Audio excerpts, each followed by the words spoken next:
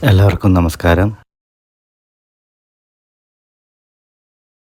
അതുകൊണ്ടാണ് മഹർഷിമാരൊക്കെ കൂടുതലും വലിയ അതിനിഗൂഢമായ ഗുഹകളിലോ അങ്ങനെ താമസിക്കുന്നത്. അവരൊക്കെ അത്രയും കഴിവുണ്ടായിട്ടും അത് പൊതുസമൂഹത്തോട്ട് വരാതെ അവര് പൊതുസമൂഹത്തിൽ ഒന്നാമത് ഈ ആത്മീയമായിട്ട് ഒരുപാട് വരുന്നവർക്ക് മറ്റു സാധാരണ ജനങ്ങളിലെ നെഗറ്റീവ് എനർജി ഒരിക്കലും താങ്ങാൻ പറ്റില്ല.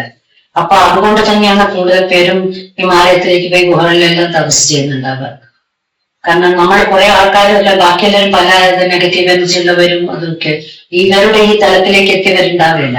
അപ്പൊ അവർക്ക് ആ ഈ നെഗറ്റീവ് ഊർജം താങ്ങാൻ പറ്റാത്ത സെൻസിറ്റീവ് ഒന്നും താങ്ങാൻ പറ്റാത്ത ആൾക്കാരെ നോക്കുന്നുണ്ട്.